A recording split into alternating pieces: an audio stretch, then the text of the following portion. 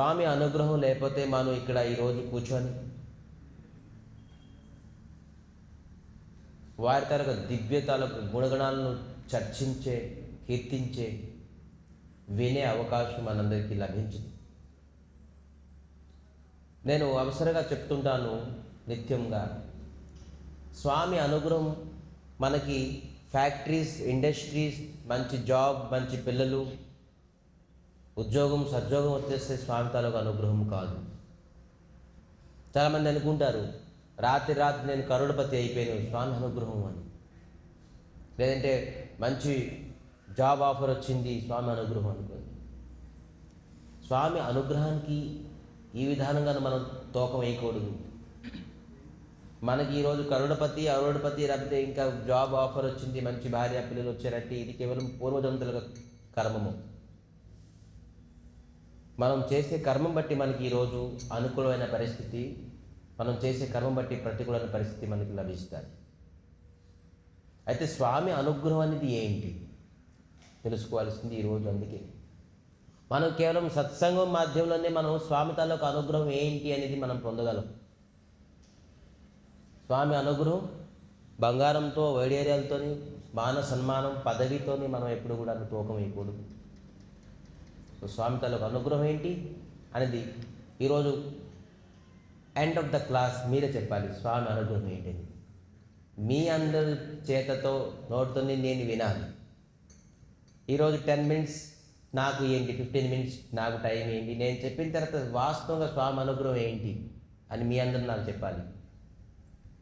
So అందరూ ధ్యానపూర్వకంగా అందరూ వినండి, విని తెలుసుకోండి స్వామి తాలూకు అనుగ్రహం ఏంటి అనేది.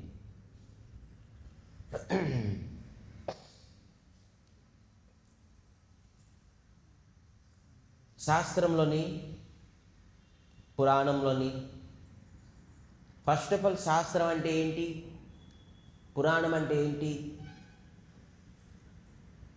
నియమం, కొన్ని నియమాలు, రూల్ అండ్ రెగ్యులేషన్స్. మనం మామూలుగా చెప్పాలంటే రూల్ అండ్ రెగ్యులేషన్స్. మనం ఇవేందో private job, government job, school, college, university, factory, industry, ఇవేందో రోడ్డు మీద బైక్ నడపడానికి కొన్ని రూల్ అండ్ రెగ్యులేషన్స్ ఉన్నాయి.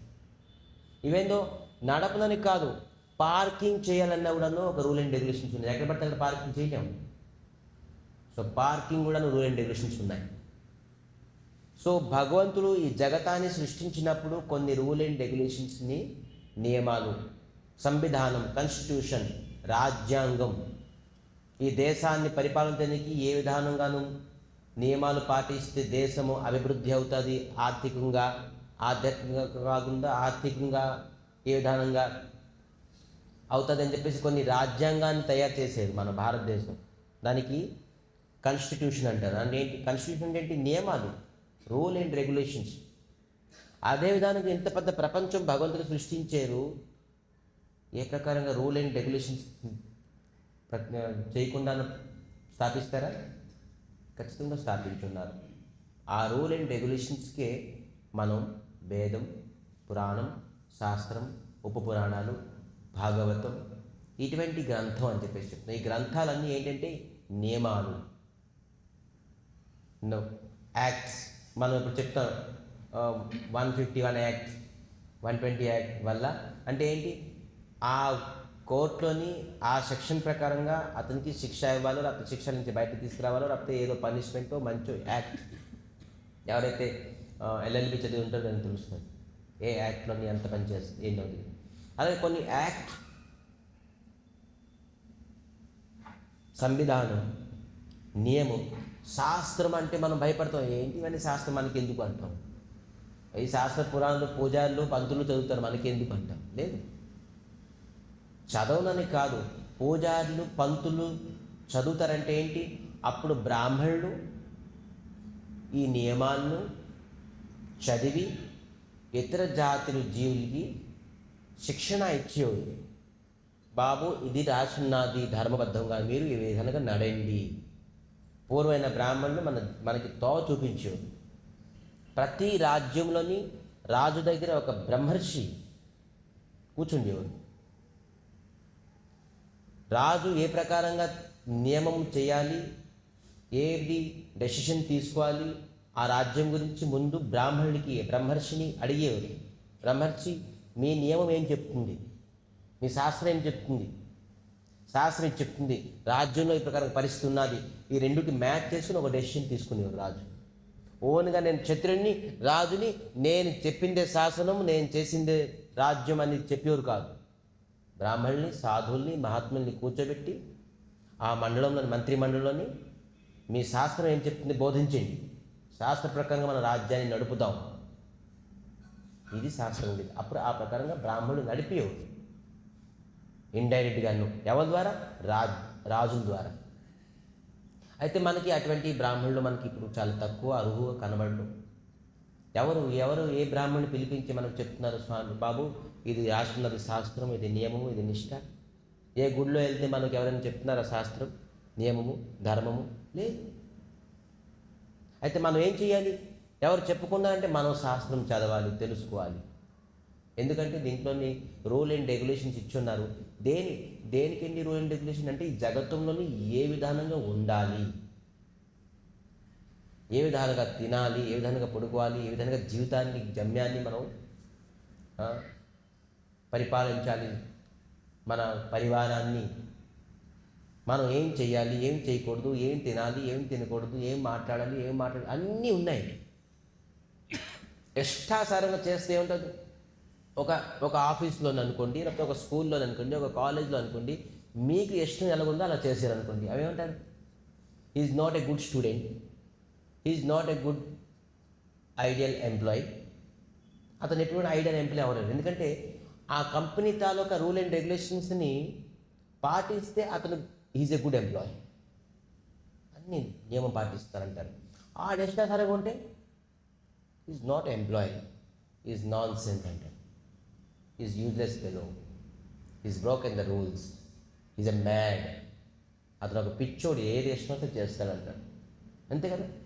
రూల్స్ పాటించడండి right person, right student, right employee. అలాగే మనం right human form of body. మన బాడీ ఏంటి? మనిషి తాలూకా బాడీ కదా, పశు పక్షులు కాదు కదా. మనిషికి అని ఒక నియమం ఉన్నది. ఆ నియమం పశుపక్షులకి ఉండదు. సో ధర్మహీన పశువి సమాన. శాస్త్రం చెప్తుందంటే ధర్మాన్ని ఎవరైతే పాటించారో వారు పశువుతో సమానం అని చెప్పేది. అయితే మనం ధర్మము తెలుస్తే కదా ఇది ధర్మము పాటిస్తాను, అది అధర్మము పాటించను అని తెలుస్తుంది.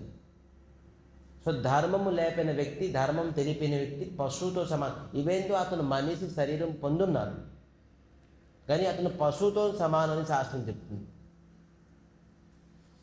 మనుష్యో ధర్మహి విశేష.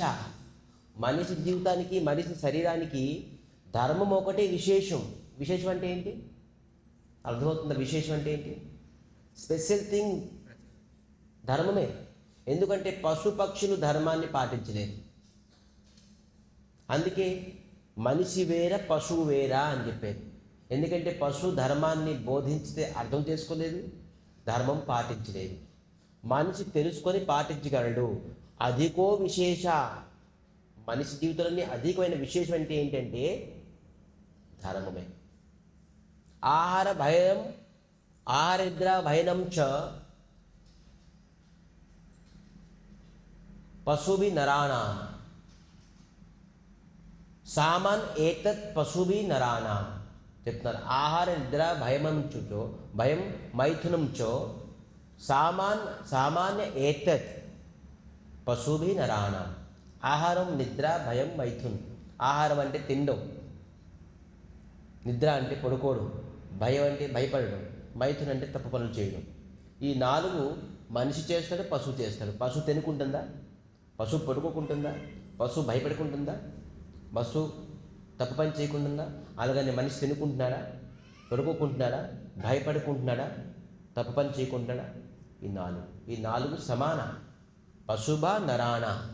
పశువు అనుకోండి, నరుడుకు అనుకోండి, మనిషికి అనుకోండి, సమానమే. కానీ ఏకో విశేష. పశువుకి మనిషికి ఒకటి విశేషమైన ఒకటి ఉన్నదేంటి? ధర్మము. ఈ ధర్మం వల్ల ఈ వ్యక్తి మనిషి, ఈ వ్యక్తి పశువు. ఒక జీవుడికి కేటగిరీ చేయొచ్చు. మనిషి రూపముగా ఉండడంతో వాడు మనిషి కాడు, వాడు పశువే, ఎప్పుడైతే ధర్మాన్ని పాటించుకుంటాడు. అయితే ఆ ధర్మం ఏంటి? ఆ రోజు జస్ట్ మనం ఈ ధర్మాన్ని గురించి ఆలోచించడానికి ఇది సమావేశం. మనం నిత్యం నిరంతరంగా కథ చెప్పుకుంటున్నాం. అయితే శాస్త్రంలోని ఒక చిన్న కాన్సెప్ట్ ఈరోజు తీసుకుందాం. ఏంటి కాన్సెప్ట్ ఇది? అందరికీ తెలిసి ఉంటుంది, నరకం. నరకం గురించి వినుంటారు, నరకం స్వర్గం అని విన్నారు. ఎవరు విన్నారు నరకం అంటే? నరకం అని వాడు ఎవరు విన్నారు చెప్పండి? ఎవరు చేతి లేపాలి. అందరూ ఇన్వాల్వ్ అవ్వాలి. వింటున్నారా లేదా, పడుకున్నారా, లేకపోతే మైండ్ ఆప్షన్ తెలియదు కదా నాకు. అందుకే నరకం అని చేతులు ఎవరు విన్నారు? ఎవరు? మీరు వినలేదా? విన్నారు. So okay, thank you. స్వర్గం అని వాడు ఎవరు విన్నారా? అందరూ విన్నారా? మళ్ళీ చేతులు లేపండి. Yes, okay. అది ఎక్కడ ఉంటుంది? విన్నా. చాలామంది అంటారు ఏంటంటే స్వర్గము నరకము ఎక్కడ లేదయ్యా, ఎక్కడే. ఎవరు చెప్పారయ్యా స్వర్గం నరకం? అది ఎక్కడే ఉండదు, ఎక్కడే. దుఃఖం పొందితే మనిషి నరకం ఇక్కడే, స్వర్గం కూడా ఇక్కడే. అదేనా? చాలామంది అంటారు అంతేనా? ఏ స్వర్గం నరకం? ఎక్కడే స్వర్గం, ఎక్కడే నరకం. ఇదే అన్నోళ్ళు ఎంతమంది రైస్ చేయాలి హ్యాండ్? ఎవరికైతే స్వర్గం నరకం ఎక్కడయ్యా, వేరే ప్లేస్ ఏమి లేదు అనే వ్యక్తి ఎవరికి ఈ కాన్సెప్ట్ పైన కరెక్ట్ అనిపిస్తుందో వాళ్ళ చేతులు లేపాలి. నిర్భయంగా లేపాలి. ఏది రాంగ్ కాదు, అన్నీ కరెక్టే. ఎక్కడే స్వర్గం, ఎక్కడే నరకం 1%. ఇంకా ఎనీ అదర్ పర్సన్ 2. ఇంకా అందరికీ వేరే ఉన్నదా నరకం? ఇంకా దాని అర్థం అంటే నరకం వేరే ఉన్నదా?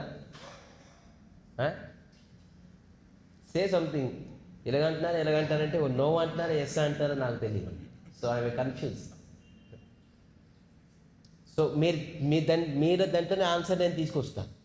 అందుకే క్వశ్చన్ అడుగుతున్నాను. స్వర్గం నరకం అనేది వేరే ప్లేస్ ఉన్నదా, లేదంటే స్వర్గం ఎక్కడే నరకం ఎక్కడేనా? ఒకవేళ వేరే చోట్ల ఉన్నది అని ఎవరికైతే నమ్మకం ఉన్నదో వాళ్ళ చేతి లేపాలి. ఎవరికి? 2 members, 3 members. స్వర్గం నరకం ఉన్నది. Okay, very good. సో నేను మీకు క్లియర్గా ఆన్సర్ ఇస్తాను, అప్పుడు నాకు చెప్పాలి కరెక్ట్గా స్వర్గం ఉన్నది, నరకం ఉన్నది. ఒక వ్యక్తి ఫర్ ఎగ్జాంపుల్గా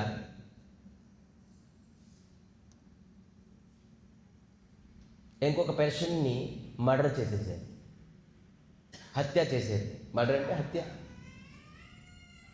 హత్య చేయడంతో ఆ వ్యక్తికి తీసుకెళ్ళి ఎవరికి చంపారో ఆ వ్యక్తి దొంగ, పనిష్మెంట్ ఇవ్వాల్సింది. హత్య చేస్తే మహాపాపం. సో ఇతన్ని తీసుకొని వెళ్ళి జైల్లో పెట్టారు. జైల్లో పెడతారు, న్యాయాలన్నీ తీర్పు ఇస్తారు. జడ్జిమెంట్ జైల్లో పెట్టిన తర్వాత న్యాయాలన్నీ తీర్పు ఇస్తారు. ఇతను చంపారు, ప్రూఫ్స్ ఉన్నాయి, ఓకే. ఇతనికి ఏమి ఇస్తారు? కారాగార శిక్ష. అంటే ఆ జీవితం కారాగార శిక్ష ఇవ్వచ్చు. ఇతను ఏ కారణం లేకుండా చంపారు కాబట్టి ఇతనికి టాప్ మోస్ట్ శిక్ష ఏంటి? మన ఇండియన్ జ్యుడిషియల్ డిపార్ట్మెంట్లోని హ్యాంగ్ చేయడం. అంటే ఏంటి? ఉరేయడం. దానికంటే పెద్ద పనిష్మెంట్తో ఇంకా ఎక్కడ లేదు మన ఇండియన్ జ్యుడిషియల్ డిపార్ట్మెంట్లో, ఉరేయడం. ఓకే, 1 పర్సన్ని చంపారు, అతనికి ఉరి శిక్ష అని తీర్పిచ్చారు. పోనీ కారాగార శిక్ష ఇచ్చారు. ఒక 50 మెంబర్ని చంపేశారు అనుకోండి, ఏం చేస్తారు? ఫర్ ఎగ్జాంపుల్గా ఒక 50 మెంబర్స్ని ఒక రూమ్లో ఉండేరు, అది చంపేశారు. ఏదో ఫుడ్లోని పాయిజన్ పెట్టేసి చంపేశారు. సో వాళ్ళకి ఏం శిక్ష ఇస్తారు?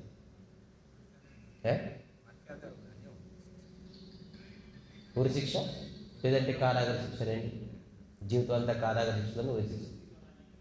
100 మెంబర్స్ చంపేస్తే 1000 మెంబర్స్ని బాంబ్ బ్లాస్ట్ చేసేసి ఒక 1000 మెంబర్స్ని చంపేశారు క్రూరంగాను.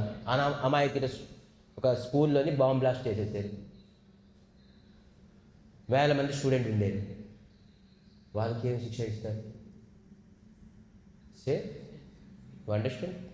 You peoples are understand my question. 1000 మంది స్టూడెంట్ని చంపేశారు, అమాయకులైన చిన్నపిల్లల్ని బాంబ్ బ్లాస్ట్ చేసి స్కూల్లో.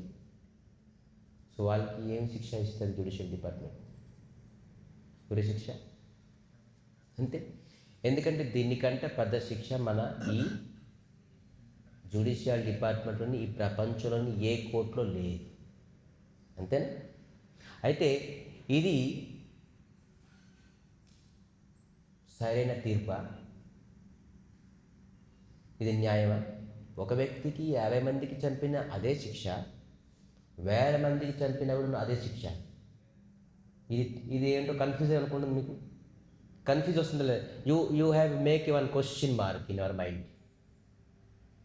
It's not right decision. If I murder 50 members, the same punishment. If I murder 1000 members, the same punishment. So there is no variation. So this is the right decision. ఇది right డెసిషనా? ఇది న్యాయమా? ఖచ్చితంగా something should be special, వెరైటీగా ఉండాలి. 50 members చంపిన వాడికి 50 సారి hang చేయాలి, 50 సారి అతనికి ఉరిశిక్ష ఇవ్వాలి. 1000 members చంపినానికి 1000 సారి అతనికి ఉరిశిక్ష ఇవ్వాలి. ఇదే ధర్మం, ఇదే న్యాయం, ఇది రైట్ పనిష్మెంట్. కానీ ఒక్కసారి ఉరిశిక్ష ఇచ్చిన తర్వాత వాడు చనిపోతున్నాడే, వాడికి మళ్ళీ మళ్ళీ ఉరిశిక్ష ఇవ్వలేకపోతున్నాం కదా. ఈ క్వశ్చన్ పక్కన పెట్టండి. అకార్డింగ్ మన జ్యుడిషియల్ డిపార్ట్మెంట్లోని కొంత చిన్న పాపం చేసి ఉంటారు, కొంత ఏదో ఎవరికి తిట్టడమో అవమానం చేయడమో, లేకపోతే ఒక 2000 rupees దొంగతనం చేయడమో, ఏదో ఒకటి స్మాల్ తప్పు చేసాం, సిన్ఫుల్ యాక్టివిటీస్ చేసాం. పోలీసులు వచ్చేసి మనకి పట్టుకొని వెళ్తారు. ఆ సమయంలోని మన ఫ్రెండ్ ఒక లాయర్ ఉన్నారు, బాబా ఇలా తప్పు చేసేసని దొరికిపోయింది పోలీసులకి, ఏం చేయమంటారు? అక్కడే ఉండు, నేను బెయిల్ తీసుకొస్తాను. బెయిల్ అని శబ్దం విన్నారా? ఉన్నది, తీసుకుంటు. ఆ పోలీస్ దగ్గరికి వచ్చేసి ఆ లాయర్ ఇతనికి వదిలేసి నేను బెయిల్ ఇస్తున్నాను అంటే, జైలుకి వెళ్ళక ముందు కూడా నువ్వు బెయిల్ ఇచ్చి జైలుకి వెళ్ళకుండా చేయగలడు. ఇది మన జ్యుడిషియల్ డిపార్ట్మెంట్లో ఉన్నది ధర్మం. తెలుసా అందరికీ? బెయిల్ ఇచ్చి జైలుకి వెళ్ళకుండా కూడా మేనేజ్ చేయగలడు. సో మనం చిన్న చిన్న తప్పు పనులు చేసిన వ్యక్తి వాడు నరకానికి వెళ్ళకుండా ఎక్కడే పనిష్మెంట్ వాడికి ఉన్నది. ఆ వ్యక్తికి నరకం ఎక్కడ? Punishment, small punishment. పోలీసు పట్టుకున్నారు, ఐడెంటిఫై చేశారు, క్వశ్చన్ వేసారు, సంథింగ్ వాడికి అవమానం జరిగింది సొసైటీలో. సో చిన్న తప్పు చేశారు ఏదోదో, దానికి ఒక రోగముగా లేకపోతే ఎవరు తిట్టడమో, ఎవరు కొట్టడమో, లేకపోతే వాళ్ళ బిజినెస్ పోవడమో, లేకపోతే ఏదో ఒక పనిష్మెంట్ భగవంతుడు ఇస్తారు. వాడికి నరకం ఇదే. కానీ 1000 మందిని చంపే వ్యక్తికి బెయిల్ ఇస్తే విడిచిపెట్టగలడా లాయరు? నెవర్. ఏదైనా న్యాయాలను తీర్పు రావాలి, జైలు తీసుకెళ్ళాలి ఖచ్చితంగాను. ఇది క్షమాపణ లేకపోయినా, బెయిల్ లేకపోయినా. చూడండి, చాలామంది జాతీయ పశువుని చంపినా కూడా అడిగి బెయిల్ లేదు. తెలుసా? జాతీయ పశువు ఎవరు మనకి? జాతీయ పక్షి, జాతీయ పశువు టైగర్. నెమల్ని చంపామనుకోండి, మనకి బెయిల్ కూడా రాదు. సల్మాన్ ఖాన్ ద ఫేమస్, అతనికి బెయిల్ రాలేదుగా. సో వాట్ ఎవర్ మేబీ, అది మన కాన్సెప్ట్ కాదు. అంటే ఇటువంటి కొన్ని తప్పు చేయడం వల్ల మనకి బెయిల్ పర్మిట్ లేదు. సో మన 1000 members చంపేసామనుకోండి, బాంబ్ బ్లాస్ట్ చేసేసి, మనకి పర్మిషన్ బెయిల్ ఎవరు? బెయిల్ చూపించడం నో, మీరు కోర్టుకి వచ్చి మాట్లాడుకోవాల్సిందే, మీకు విడిచిపెట్టు. ఎందుకంటే ఇది ఘోరమైన తప్పు, ఘోరమైన పాపము. దీనికి బెయిల్తో సమాధానం అవ్వదు, తీర్పు ఇవ్వాల్సిందే. అటువంటి వ్యక్తికి జైలు తీసుకెళ్ళి వాళ్ళకి తీర్పు ఇచ్చేసి పనిష్మెంట్ ఇస్తారు, బెయిల్ సమాధానం చెప్పదు. సో మనం ఎప్పుడైతే ఘోరమైన తప్పు చేస్తామో, చిన్న తప్పు కాకుండా నువ్వు ఘోరమైన తప్పు చేస్తామో, అతనికి అక్కడ నరకంకి వెళ్తారు. ఇక్కడ నరకంతో అది ఆ నరకం ప్లేస్ వేరేగా ఉన్నది. ఇంకా నేను చెప్తాను చూడండి. ఆ నరకం అత్యధికంగా ఫర్ ఎగ్జాంపుల్, మనం రబడి అంటే తెలుసా ఏంటి? రబడి పాలుని వేడి చేసి ఒక సాలిడ్ ఫార్మ్లో వస్తుంది, ఒక 5 కిలో మిల్క్ని సాలిడ్ చేస్తే ఒక ½ కిలో కూడా రాదు, ½ కిలో సాలిడ్ వస్తువు రాదు. అది తింటే అద్భుతంగా రుచి ఉంటుంది. మిల్క్ ఇట్ సెల్ఫ్ స్వీట్, దాంట్లోని ఏ ప్రకారంగా స్వీట్ వస్తాయి, అది ఇట్ సెల్ఫ్ మనకి స్వీట్నెస్ ఇస్తుంది. అది నేచురల్ స్వీట్, దాంట్లో షుగర్ కానీ ఇంకేం కలపరు ఎక్కువగా. సో అటువంటి స్వీట్ తినడానికి అందరికీ ఇష్టమే. కానీ మీరు అది 1 కిలో తినగలరా, 2 కిలో, 3 కిలో ఇష్టం ఉన్నది తినడానికి, కానీ 3 కిలో తినగలరా? ఎందుకు? ఒకవేళ తినేసారనుకోండి, తర్వాత పరిణామం ఏంటవుతుంది?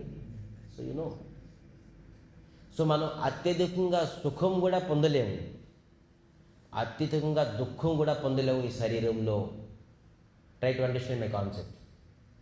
ఈ శరీరంలోని అత్యధికంగా సుఖం కూడా పొందలేము, టాలరేట్ చేయలేదు.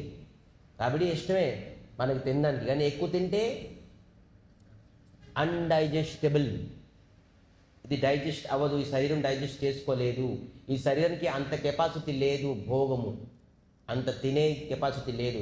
ఈ శరీరానికి ఖచ్చితంగా ఒక లిమిట్ ఉన్నది. ఏంటి? సుఖం అనుభవించిందని కూడాను లిమిట్ ఉన్నది. ఎక్కువగా ఏసీ పెట్టుకుని కూర్చున్నాం, ఏసీ సుఖమే, కానీ ఎక్కువ వేసేస్తే మన శరీరం టాలరేట్ చేయలేదు. అలాగే అన్నిటికీ సుఖాన్ని కూడాను కొంత లిమిట్ వరకు సుఖం అనుభవించగలం ఈ శరీరంతో. అలాగే దుఃఖం కూడాను కొంత లిమిటే. ఒక్కసారి మనం హ్యాంగ్ అయిపోయిన తర్వాత అంతే, దాని తర్వాత ఇంకేం ఉండదు. కానీ నరకము, స్వర్గము భగవంతుడు సృష్టించారు. చనిపోయిన తర్వాత వాడికి ఇంకొక శరీరం ఇస్తారు. స్వర్గంకి వెళ్తే దేవ శరీరం అంటారు. ఏ శరీరం? మనిషి చనిపోయిన తర్వాత స్వర్గంకి వెళ్ళిన తర్వాత దేవ శరీరాన్ని ఇస్తారు. ఆ దేవ శరీరంలోని మీకు లిమిట్ లేదు, ఎంతైనా భోగించవచ్చు. మీరు 2 కిలో 3 కిలో అయినా రమిడి తినొచ్చు. మీరు ఫుల్ 24 అవర్స్ ఏసీలో ఉండొచ్చు, ఎందుకంటే ఆ శరీరం మీరు తట్టుకోగలదు. అక్కడ కేవలం మీకు భోగమే, లిమిట్లెస్ భోగం. అలాగే నరకంలోని మీకు ఒక శరీరం ఇస్తుంది. ఆ శరీరం పేరేంటి? యాతనా శరీరం. ఏం శరీరం? స్వర్గంలో పొందుతారు ఏం శరీరం? దేవ శరీరం. నరకంలో పొందిన శరీరం పేరేంటి? యాతనా శరీరం. ఈ 2 శరీరాలు ఇస్తారు. దానికి లిమిట్లెస్ లేదు. మీరు నరకంకి వెళ్ళిన తర్వాత మీకు ఎన్నిసార్లు చంపినా కూడా మీకు చావరు, ఎంత పనిష్మెంట్ ఇచ్చినా కూడా మీకు చావు ఉండదు. కానీ కష్టం తెలుస్తుంది, కానీ పనిష్మెంట్ అలాగుంటుంది, చావరు మీరు. ఎందుకంటే ఈ శరీరం పేరు యాతనా శరీరం. అలాగే సేమ్ థింగ్ స్వర్గంకి వెళ్తే మీకు లిమిట్లెస్ సుఖం మీకు ఇస్తారు. దానికి ఏ ప్రకారం కౌంట్ ఉండదు. ఎంతైనా తినొచ్చు, ఎంతైనా పడుకోవచ్చు, ఎంతైనా భోగ విలాసంగా ఉండొచ్చు. లిమిట్ లేదు. ఆ శరీరం అలా తట్టుకోగలదు, అంత ఎనర్జీ. మనం కొద్దిగా ఏం చేస్తే మన శక్తి క్షీణం అయిపోతుంది, కానీ స్వర్గంలోని శక్తి క్షీణం అవుతుంది. ఇంకా ఎనర్జీ, సోమరసం తాగడం, ఇంకా ఎనర్జీ పెంచుకోవడం, అక్కడ అదే పని. సో ఈ విధానంగాను శరీరం, మనం నరకంకి వెళ్ళిన తర్వాత ఒక శరీరం వస్తుంది, స్వర్గంలో వెళ్ళిన ఒక శరీరం వస్తుంది. నేను ఎందుకు చెప్తున్నాను ఆ కాన్సెప్ట్ మీరు అర్థం చేసుకోండి. ముందు అడుగుతాను. ఈ విధానంగాను శరీరం ఇచ్చేది, మీకు తట్టుకునే శరీరం ఇచ్చేది. ఎందుకంటే ఈ డిపార్ట్మెంట్, ఈ లోకంలోని, విశ్వంలోని అతనికి అన్నిసార్లు పనిష్మెంట్ ఇచ్చే శరీరం కాదు ఇది. అందుకే భగవంతుడు స్వర్గము, నరకము, ఎక్కువగా పాపం చేసిన వ్యక్తికి ఎక్కువగా పనిష్మెంట్, అత్యధికంగా పనిష్మెంట్ ఇవ్వాలని చెప్పేసి నరకాన్ని సృష్టించారు. మరి అత్యధికంగా సుఖం పొందాలంటే వాడికి స్వర్గం సృష్టించారు. ఇక్కడ కాదు, వేరే ఉంది అది డిపార్ట్మెంట్. ఎందుకంటే భగవంతుడు న్యాయమూర్తి. భగవంతుడి కంటే న్యాయమూర్తి ఎవరు లేరు. ఎవరు ఎంత ప్రకారంగా తప్పు చేస్తున్నారో ఆ ప్రకారంగా పనిష్మెంట్ ఇవ్వాలి, ఎవరు ఎంత ప్రకారంగా రైట్ చేస్తారో వాడికి ఆ ప్రకారంగా సుఖం ఇవ్వాలి, అతనికి తెలుసు. 1000 మంది చంపేసి నువ్వు ఒకసారి హ్యాంగ్ అయిపోతే సరిపోతుందా? తప్పు కదా. నువ్వు 1000 సార్లు హ్యాంగ్ అవ్వాలి. అందుకే మీకు పైన ద స్పెషల్. ఇది భగవంతుడి తాలూకా కరుణాయే. నరకం సృష్టించిన భగవంతుడి తాలూకా కరుణ. ఎలాగ చెప్పండి? నరకంకి వెళ్ళమండి భగవంతుడి కరుణ అంటారు ఏంటండి? ఇది ఏ ప్రకారంగా మాట్లాడుతున్నారు? చిన్న ఎగ్జాంపుల్ ఇస్తాను చూడండి. ఒక అమ్మ ఉన్నది, తల్లి. ఒక అబ్బాయి చలికాలం అని చెప్పేసి 1 day 2 day 3 day 4 day 5 day 6 day స్నానం చేయకుంటున్నాడు. స్నానం చేయలేదు, చలి నేను చేయను అని. అమ్మ ఏం చేస్తుంది? ఏ రా అని చెప్పేసి వేడి చేసేసి వాడికి చేతులు కాలు పట్టుకొని సబ్బు గట్టలు తీసి బాగా స్నానం చేస్తుంది. వాడు అరుస్తాడు, గొల్లు పెడతాడు. అమ్మ 2 కొట్టి కూడా స్నానం చేయి అంటే అక్కడ కొట్టడం అమ్మ ద్వేషించిందా? అమ్మ మీకు పనిష్మెంట్ ఇచ్చిందా? వీడు స్నానం చేయకపోతే వీడు ఆరోగ్యం పాడైపోతుంది, వీడికి బోల్డ్ వైరస్ వచ్చేస్తుంది, వీడికి డిజీజ్ వచ్చేస్తుంది, వీడికి ఇచ్చింగ్ ప్రాబ్లం వస్తుంది, స్కిన్ డిజీజ్ వస్తుంది. స్నానం చేయాలి. అమ్మ స్నానం చేయిస్తే కొట్టో తిట్టో బలవంతుతో చేస్తుంది. ఎందుకంటే మన మంచి గురించే. అదే భగవంతుడు మనకి మనం చేసిన తప్పుకి ప్రాయశ్చిత్తం పనిష్మెంట్ వెళ్ళాలి. మరి ఈ ఈ ఈ తప్పుకి ప్రాయశ్చిత్తం మీరు ఎలా పొందుతారు? ఈ పాపానికి ప్రాయశ్చిత్తం కేవలం నరకం భోగించడం వల్లే పనిష్మెంట్. అప్పుడు బరాబర్ అయిపోతుంది. అంటే నువ్వు తప్పు చేసి నీకు పనిష్మెంట్ దొరికింది, ఓకే. ఎప్పుడైతే నువ్వు పనిష్మెంట్ అవ్వలేదో నీ పాపము నీ నీ శరీరంలోనే ఉంటుంది, నీ జీవితంలోనే ఉంటుంది. నువ్వు ఏ జన్మలో పుట్టినా కూడా ఆ పాపం అంతా నువ్వు మోస్తావు. అందుకే నీకు వెంటనే వెళ్ళి పనిష్మెంట్ ఇప్పించేస్తారు. నువ్వు చేసే పాపం పనిష్మెంట్ అయిపోవు. ఎందుకంటే లేకపోతే నువ్వు ఈ పాపాన్ని నువ్వు ఎక్కువసేపు మొయ్యలేవు. నువ్వు ఎక్కడికి వెళ్ళినా నువ్వు దుఃఖం పొందుతావు. అందుకే పనిష్మెంట్ ఇస్తారు, నరకం చేసేది ఇది పాపంకి. అయితే మనం పాపం ఎందుకు చేస్తాం? Question mark. పాపం ఎందుకు చేస్తారు సాధారణంగా వ్యక్తులు? ఎందుకంటే ఏది చేస్తే పాపము, ఏది చేస్తే పుణ్యము తెలియక వాడు పాపము పుణ్యం చేసేస్తుంటాడు. దానికి సుకర్మ వికర్మ అన్నారు. 2 రకాల కర్మ భగవద్గీతలో. రేపు మనకు భగవద్గీత క్లాస్ ఉన్నది, 3rd చాప్టర్ కర్మయోగం. సుకర్మ వికర్మ అని చెప్పారు. సుకర్మ అంటే పుణ్యము, వికర్మ అంటే పాపం. ఈ 2 కర్మము చేయడం వల్ల వాడు స్వర్గానికి నరకానికి పంపిస్తారు ఖచ్చితంగా. లిమిట్లెస్ పాపం చేస్తే limitless punishment, that is called as a hell, నరకం. That is called as a స్వర్గం కాదు, నరకం. లిమిట్లెస్ సుఖం మనం ఎక్కడైతే వెళ్తామో అది కాల్డ్ ఎస్ ఏ హెవెన్, స్వర్గం. ఇవన్నీ లిమిట్లెస్. అయితే మనం లిమిట్లెస్ పాపం చేసామా, లిమిట్గా పాపం చేసామా? బట్ ఇది మనం ఆన్సర్ ఎవరిస్తారు? మనం లిమిట్లెస్గా పాపం చేసామా, లిమిట్లెస్గా పుణ్యం చేసామా అనేది మనం ఎలా తెలుసుకుంటాము? అసలు మనం పాపం ఏంటి పుణ్యం ఏంటి తెలిస్తే కదా మనం ఇది లిమిట్లెస్ పాపం అయిందా, లిమిట్లెస్ పుణ్యం అయిందా. దట్ ఈస్ కాల్డ్ ఇది శాస్త్ర. దానికి శాస్త్రం అని చెప్పారు. శాస్త్రం ఎప్పుడైతే మీరు తెలుసుకుంటారో ఇది పాపము, ఇది పుణ్యము అని తెలుసుకుంది. లేదంటే మనం చేసే కర్మము ఎవరైనా తప్పు అని అనుకోరు, నేను చేసిందే రైట్ అనుకుంటారు ఎవరైనా. ఎందుకంటే వాడికి తెలియదు కాబట్టి. అతనికి ఆ శాస్త్రంలో అతనికి ఏమన్నారు? తెలియదు అన్నానికి అజ్ఞాని. ఆ వ్యక్తికి తెలియదు, ఆ వ్యక్తి పేరు శాస్త్రంలో అజ్ఞాని. జ్ఞానం లేపిన వ్యక్తి. జ్ఞానం లేపిన వ్యక్తి ఈ దేంతో సమానం అన్నాను? పశువు. సో జ్ఞానం తెలియకుండా వాడు పుణ్యం చేయలేడు, పాపం చేయలేడు. ఏం చేసినా కూడా పాపమే అవుతుంది, పాపమే. సో ఆ పాపానికి ఎక్కడ పంపిస్తారు? వాడికి నరకం. నరకంలో ఎలాగ పనిష్మెంట్ ఉంటుంది తెలుసా? అత్యధికంగా పనిష్మెంట్, లిమిట్లెస్. సో ఆ నరకం నుంచి మనకి బయటికి రావాలి, ఆ స్వర్గం నుంచి బయటికి రావాలి. ఎక్కువ లిమిట్లెస్ సుఖమైనా మనకి వేస్టే, లిమిట్లెస్ దుఃఖమైనా కూడా వేస్టే. దానికి ఏం కర్మ అన్నారు? అకర్మము. వికర్మము కాదు, సుకర్మము కాదు. ఏంటి ఇంకో పేరు? అకర్మము. 3 రకాల కర్మమే. గీతలు చెప్తారు 3 రకాల కర్మమే. సుకర్మము అంటే పుణ్యము, వికర్మము అంటే పాపము. నా పుణ్యం చేయకూడదు, పాపం చేయడం అవసరం లేదు మనకి. ఏంటి? అకర్మ. ఆ అకర్మ అంటే ఏంటి అది తెలుసుకున్నానికి మనం శాస్త్రం చదవాలి, ఇంకా దేనికి కాదు. సో ఇది లేదు అని అనుకోకండి, లేదు, ఖచ్చితంగా ఉన్నది.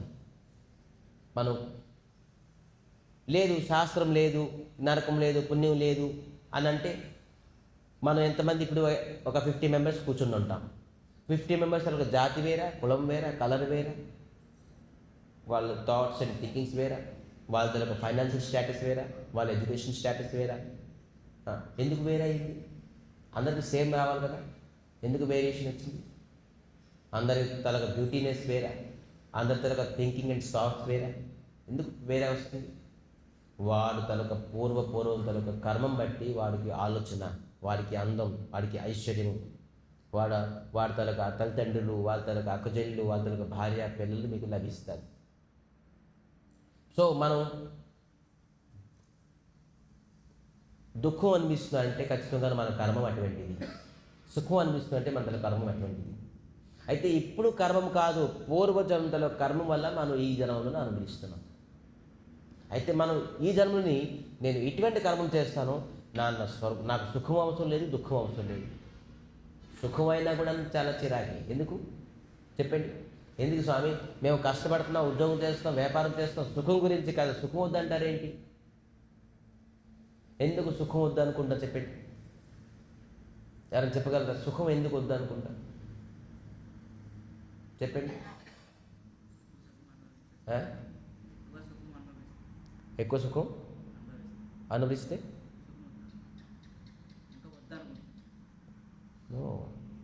ఈరోజు సుఖం ఉంటే మనం గుడికొద్దుగా?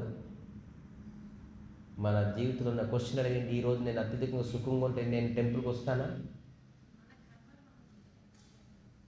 ఈరోజు సుఖంగా ఉంటే మనం గుడికి వద్దుమా? మనకి వాస్తవంగా ఏదో ఒక దుఃఖం రూపంగానే మన గుడికి వచ్చాం.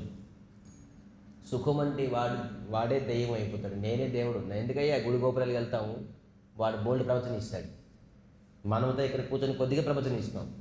వాడికి సుఖం అనే టైం ఎవరికైతే బాగుంటుందే చూసారా, సమయం, అరే వాడి సమయం చాలా ప్రబలమైనది, ఇది అందరూ నమ్మాలి. వాడి టైం బాగున్నప్పుడు వాడు ఏమైనా చెప్తాడు. టైం అని ఉన్నది. భగవంతుడు కూడా నువ్వు చూడండి, బలి మహారాజ్ వెళ్ళి ఇంద్రుడి పోస్టులో కూర్చున్నారు. బలి ఎవరు బలి?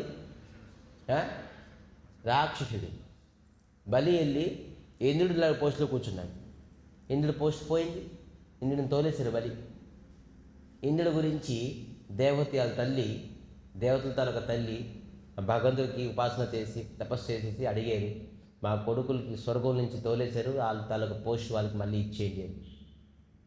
కానీ దేవతలందరూ దుఃఖం వస్తే, కష్టం వస్తే ఎవరి దగ్గరికి వెళ్తారు తెలుసా? ఎవరి దగ్గరికి వెళ్తారు? భగవంతుడు. రాక్షసుడు కష్టం వస్తే తెలుసా ఎవరి దగ్గరికి వెళ్తారు? వెరీ గుడ్, వాళ్ళ గురువు దగ్గరికి వెళ్తారు.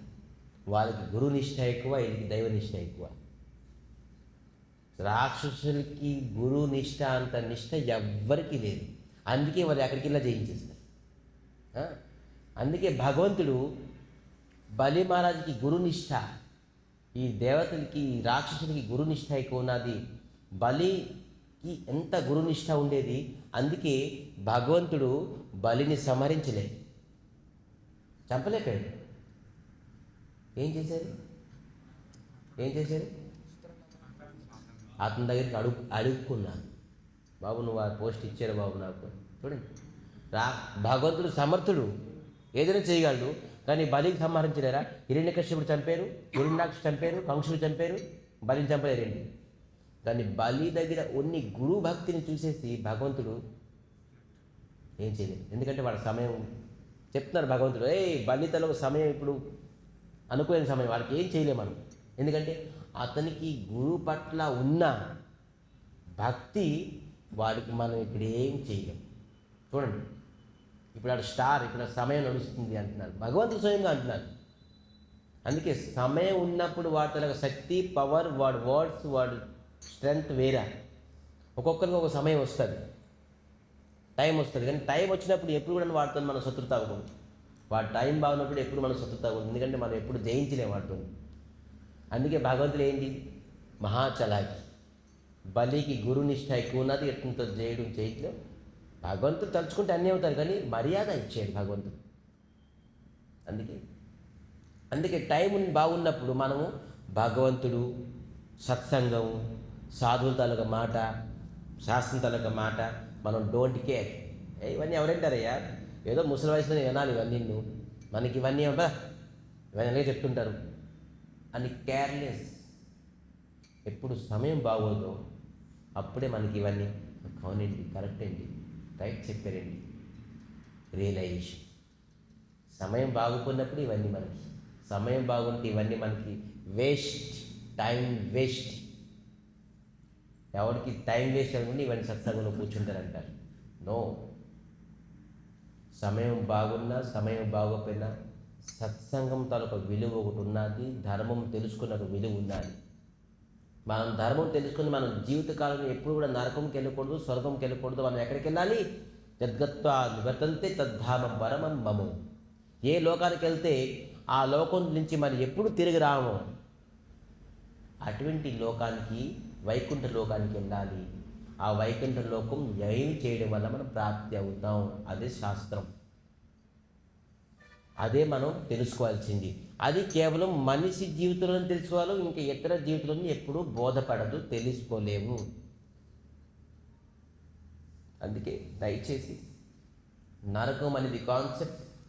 ఒక కానకుబ్జా అని ఒక గ్రామంలోని అజామిల్ అని ఒక మహాపాపాత్ముడు ఉండేవాడు.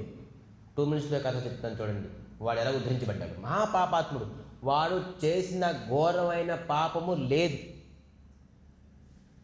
చిత్రగుప్తుడు తన పాపం రాసి రాసి రాసి ఫెడప్ అయిపోయింది. అంత మహాపాపాత్ముడు ఎవరు?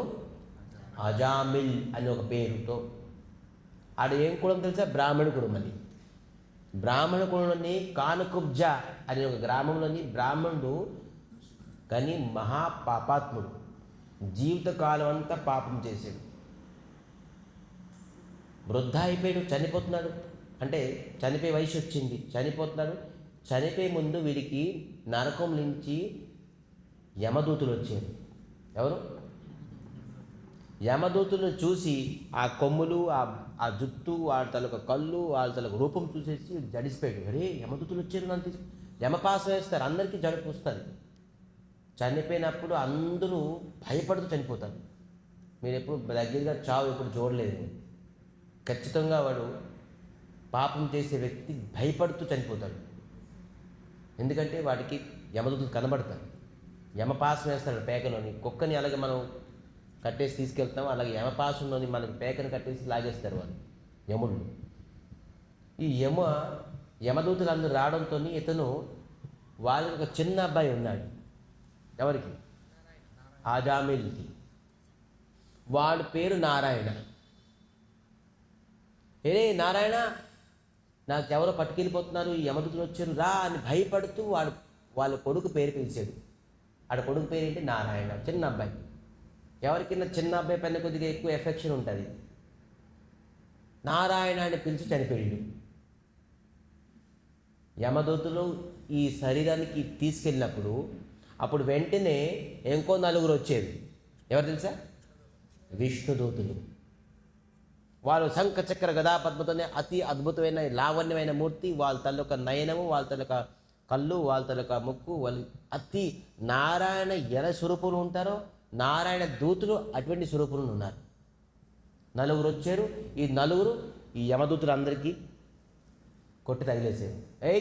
ఈ శరీరాన్ని తీసుకెళ్ళడానికి అవుతుంది. ఎందుకు? ఇతను పాపం చేశారు, మా బాస్ యమధర్మరాజ్, యముడు, అతని దగ్గరికి శరీరం తీసుకెళ్ళాలి. లేదు, ఇతను నారాయణ పేరు స్మరించారు, అందుకే మీరు ఈ శరీరానికి పట్టుకోవడానికి, టచ్ చేయడానికి లేదు, వీలు లేదు. నారాయణ ఏంటయ్యా? వాళ్ళ కొడుకు పేరు నారాయణ. వాళ్ళ కొడుకు పిలిచాడు. ఏం కొడుకు? వాళ్ళ కొడుకు పేరు ఇప్పుడే పుట్టాడు. ఆడు 1 సంవత్సరం, 10 సంవత్సరం, 20 సంవత్సరం అయింది. నారాయణ పేరు సనాతనం, ఆది పురుషుడు శ్రీకృష్ణ పరమాత్మ. నారాయణతో ఎప్పటి నుంచి ఉంది అది. ఈ సృష్టికి మూలం అతనే. అతని పేరు ఎప్పటి నుంచి ఉన్నది. అవునయ్యా, అతని పేరు పెళ్ళదయ్యా, అతని కొడుకు పేరు ఎవరి పేరైనా కూడా ఆ నామం ఎవరిది? నారాయణది. మీరు వెళ్ళిపోండి ఇక్కడి నుంచి. ఈ యమదూతులు అందరూ యమపాసం మొత్తం వాళ్ళ పోస్టు, ఐడెంటిటీ కార్డు అన్నీ తీసి పారేశారు. యమధర్మరాజు గారు ఏంటండి మీరు నియమం చెప్తారు, నియమం పాటిస్తాం, అక్కడికి వెళ్ళి మాకు మొత్తం బీప్ అంతా సాఫ్ అయిపోయింది. మేము వెళ్ళి ఆ శరీరం మీరు తెమ్మన్నారు, మేము వెళ్ళి తీసుకొచ్చినప్పటికీ మాకు మొత్తం అంతాను ఆ శంఖ చక్ర గదాపద్మ పట్టుకొని మొత్తం బాధేసేది. తీసుకొస్తామంటే అధికారులు చూపించి మహాబలవంతులు వాళ్ళు, మహా అందంగా ఉన్నారు. ఎవరయ్యా? లేదు ఎవరు అట, విష్ణుదూత. ఆ పేరు ఈ నరకంలో ఎత్తకండి. అతను ఈ జగతానికే బాస్. అయితే మాకు చెప్పండి, రేపు మీరు మాకు పని చెప్పారంటే ఎవరిని తీసుకురావాలి, ఎవరిని తీసుకురాకూడదు మాకు చెప్పండి, అప్పుడే మేము తీసుకొస్తాం. మళ్ళీ మేము వెళ్తాం, మళ్ళీ మాకు డీప్ షాప్ అవుతుంది అని చెప్పి చెప్తున్నారు. చూడండి యమదూతులు. అప్పుడు యమధర్మరాజు చెప్తున్నారు, హే వినండి, ఎవరైతే ఊర్ధ తిలకం పెట్టుకొని శరీరం ఉంటుందో ఆ శరీరానికి మీరు పొరపాటున తీసుకురాకండి చెప్తున్నారు. ఎవరు చెప్తున్నారు? ఇది భాగవతంలో స్పష్టంగా రాస్తున్నారు, చదవండి. అజామిల్ ఉపఖ్యానం హెడ్లైన్. భాగవతం తీసుకొని ఎక్కడే ఉంటుంది, అజామిల్ ఉపఖ్యానం శాస్త్రం చెప్తుంది. ధర్మరాజు చెప్తున్నారు, ఎవరైతే ఊర్ధ తిలకం ఉంటుందో శరీరంలో చనిపోయినప్పుడు అతనికి పొరపాటు కూడా ఆ శరీరాన్ని జోలికి మీరు వెళ్ళకండి. అచ్చా, ఇంకేంటి? ఎవరు శరీరంలోని తులసి కంఠిమాల ఉంటుందో అటువంటి వ్యక్తికి పొరపాటు కూడా మీరు తీసుకురాకండి. వాడు పాపం చేస్తే ఆ పాపమో తక్కువ ఆ శరీరానికి తాలూకా మంచి చెడ్డ విష్ణుమూర్తి చూస్తారు. అది మన డిపార్ట్మెంట్ కాదు చెప్తారు. ఎవరైతే భగవంతుని నామము గోవింద కృష్ణ రామ అచ్యుత హరే కృష్ణ కృష్ణ కృష్ణ హరే హరే హరే రామ రామ రామ హరే హరే స్మరణ చేస్తారో అటువంటి శరీరం యద్దిభాగ్య నామ తుభ్యం, ఎవరు తలొక నాలిక ముందు నామాన్ని స్మరణ చేస్తారో అటువంటి వ్యక్తికి పొరపాటును కూడా మీరు తీసుకురాకండి అని స్వయంగా యమధర్మరాజు చెప్తున్నారు. ఇది డిపార్ట్మెంట్ విష్ణుమూర్తిది. అందరికీ జగతానికి బాస్ అతనే, నాకు కూడా బాస్ అతనే. ధర్మరాజు చెప్తున్నారు, నేను అతను రాసిన అతనిచ్చిన గరుడ పురాణంతో నియమాలతో నాకు డిపార్ట్మెంట్ ఇచ్చారు, మంచి చెడ్డ చూసుకోవాలి. నేను అతని అండర్లో ఉండి నేను ఇవన్నీ కార్యం చేస్తున్నాను. ఆహా సరే, అయితే నేను రేపటి నుంచి ఎవరి దగ్గర తెలుగు ఉన్నాదో, ఎవరికి కంఠి ఉన్నాదో, ఎవరికి శిఖ ఉన్నాదో, శిఖ ఉన్నాదో, ఎవరు నాలుగులోని హరే కృష్ణ మహామంత్రం వస్తుందో వాళ్ళకి నేను పొరపాటు తీసుకురాని చెప్పేసి ఆ రోజు యముడు నియమం పెట్టారు. ఎక్కడ? నరకంలో యమధర్మరాజు నియమం పెట్టారు. అందుకే మనం చెప్తున్నాం, శాస్త్రం ఏంటి, అందరూ ఊర్ధ తిలకం పెట్టుకోండి, అందరూ తులసిమాల వేసుకోండి. ఎందుకంటే జీవితంలో మనం ఏ సమయంలో ఎప్పుడు చనిపోతాం మనకి తెలియదు. కేవలం నారాయణ అనే స్మరణం. అప్పుడు ఏం చేశారంటే ఈ యమదూతులు ఆ శరీరాన్ని విడిచిపెట్టేశారు, విష్ణుదూతులు కూడా వెళ్ళిపోయారు. అప్పుడు ఈ అజామిళుడు రియలైజ్ అవుతున్నాడు, అరే యమదూతులు వచ్చారు, వీరు విష్ణుదూతులు వచ్చారు, వీరు ఫైట్ అయ్యారు. ఎందుకంటే నేను నారాయణ నామస్మరణం చేశానని. నేను భయపడుతున్న ఆ అబ్బాయిని నారాయణని పిలిస్తే నాకు ఎంత బెనిఫిట్ వచ్చింది, నాకు విడిచిపెట్టేశారు నరకం నుంచి యమదూతులు. నేను భక్తి శ్రద్ధలతో ఒక నారాయణని పిలిస్తే ఏమవుతుంది నాకు అని అన్నీ విడిచిపెట్టేసి నారాయణ నారాయణ నారాయణ ఉన్ని కాలం ఎంత, 1 సంవత్సరం 2 సంవత్సరాలు కేవలం నారాయణ నామస్మరణ చేశారు. అన్ని పాపం చేసిన జీవితంలోని పాపం అంతా ప్రాయశ్చితం అయిపోయింది. సర్వకర్మ భస్వసాత్. అన్ని కర్మము చేసిన జీవిత కాలంలోని అన్ని ఇటువంటి పాపము చిత్రగుప్తులు రాసి రాసి విరక్తి పుట్టింది. అటువంటి పాపాలు చేశాడు. కానీ జీవితంలోని చివరి క్షణంలోని నారాయణ నారాయణ నారాయణ స్మరణం చేసుకుని వాడు చేసిన అన్ని పాపాల్ని ప్రాయశ్చితం చేసుకొని తను భగవత్ ప్రాప్తి అయ్యాడు. భగవత్ నామంలోని ప్రాయశ్చితం, అన్ని పాపాల ప్రాయశ్చితం. ఒక పాపం ఏంటి? నరకంకి వెళ్ళి పనిష్మెంట్ పడితే ప్రాయశ్చితం మనం చెప్పుకున్నాం. ఎవరైతే పాపం చేస్తారో ఘోరమైన పాపము, అతను నరకంకి వెళ్ళి ఆ పాపానికి ప్రాయశ్చితం పొందాలి అని అనుకున్నాం. కానీ జీవిత కాలంలోని మనం ఈ జన్మంలోని గత జన్మలోని అనేక పాపం చేసి ఉంటాం. ఎప్పుడైతే భగవత్ నామ స్మరిస్తామో అన్ని పాపాలకి ప్రాయశ్చితం భగవత్ నామస్మరణం. సో అందుకే శ్రీకృష్ణ చైతన్య మఠం, గోసేవాశ్రమం ప్రతి వ్యక్తికి నామం స్మరణం చేయండి అని స్ఫూర్తినిస్తుంది. ఊరికి ఏంటయ్యా నామం చేయమంటారు, కీర్తన చేయమంటారు అంటే మీ పాపాలని మీరు తొలగించుకోండి, ప్రాయశ్చిత్తం చేసుకోండి. మీరు ఎప్పుడైతే పాపం ప్రాయశ్చిత్తం చేసుకోరో అప్పటి వరకు మీకు పునరపి జననం, పునరపి మరణం, పునరపి జననం జఠరే శరణం. మీరు అలాగా ఈరోజు మీ తల్లి గర్భంలో పుట్టారు, రేపు పందితలక తల్లి గర్భంలో పుడతారు, ఇంకా రేపు పొద్దున్న ఎలక తల్లి గర్భంలో పుడతారు, ఎలక పశుపక్షులుగా పుడతారు. ఎలక ఎన్నిసార్లు? 84 లక్షల సార్లు పుడతారు. ఆ జన్మము ముట్టి నుంచి బయటకు వచ్చి అన్నిటికంటే పాపమున్న ప్రాయశ్చితము భగవత్ నామస్మరణం. సో అందుకే శ్రీకృష్ణ చైతన్య మఠం అన్ని సమయంలోని నామాన్ని మీకు ఎక్కువగా ఇస్తున్నారు. ఈ నామం తెలుసుకోండి. ఇదే కాన్సెప్ట్ని ప్రతి ఊరికి, ప్రతి ఇంటికి, ప్రతి వ్యక్తికి ప్రచారం చేద్దాము. సరళమైన వ్యక్తులు, ఎవరికి తెలియదు పాపము ధర్మము మంచి చెడ్డ వాళ్ళకి బోధించిన వ్యక్తి ఎవరు లేరు. ఈరోజు గుళ్ళి గోపురాలకు వెళ్తే డొనేషన్ ఇవ్వండి, కలెక్షన్ చేయండి, డబ్బులు ఇవ్వండి, దక్షిణ ఇవ్వండి, వెళ్ళిపోండి, మీకు ఈ గ్రహదోషం ఉన్నది, ఆ గ్రహదోషం భయపెడుతున్నారు అందరికీ భక్తి రూపంలోని. అది కాకుండాను అందరికీ మన మంచి హృదయంలోని అందరికీ మేలు చేద్దాం, మంచి చేద్దాం. గ్రామానికి వెళ్ళి ఇంటికి వెళ్ళి సత్సంగం చేసేసి భగవంతుని నామాన్ని ఇద్దాం. మనం వెళ్ళి తీసుకోవడం లేదు, వాళ్ళ ఇంటి నుంచి ఆ గ్రామం నుంచి మనం వెళ్ళి ఇద్దాం. ఏంటి అన్నిటికంటే పెద్ద దానం ఏంటి? నామదానం. నామాన్ని ఇద్దాం. అందుకే అందరూ మనందరికీ మనం ఒక్కరి వల్ల అవ్వదు. అందరూ కలిస్తే ఆ కార్యం అతి సహజంగా, సరళంగా, సులభంగా అయిపోతుంది. అందుకే అందరికీ మా విన్నపం, అందరూ మీకు తెలిసిన సమయం, తెలిసిన జ్ఞానం అందరికీ ఇవ్వండి. ఒక వ్యక్తి మీరు నామం చేయండి, ఇతరులకి నామదానం ఇవ్వండి. అదే అన్నిటికంటే పెద్ద దానం. సో ఈ ప్రకారంగా నేను ఈరోజు కథని విరామం చేస్తూ రేపు భగవద్గీత 3rd చాప్టర్ కర్మయోగం కొన్ని శ్లోకాలు మనం తెలుసుకొని భగవంతుడు అమూల్యమైన గ్రంథము భగవద్గీత ఇచ్చాడు. ఒక వ్యక్తి భగవద్గీత తెలియకుండా వారితో ఎప్పుడు ధర్మం తెలుసుకోలేరు. సో అటువంటి భగవద్గీతలోని క్లాస్ని రేపు రావాలని కోరుకుంటూ ఈరోజు కథను విరామం చేసే ముందు 2 minutes ఏ నామం చేయడం వల్ల మన పాపాలు ప్రాయశ్చితం అవుతుందో అటువంటి నామము కీర్తనం ఒక 2 minutes చేద్దాం. హరే కృష్ణ.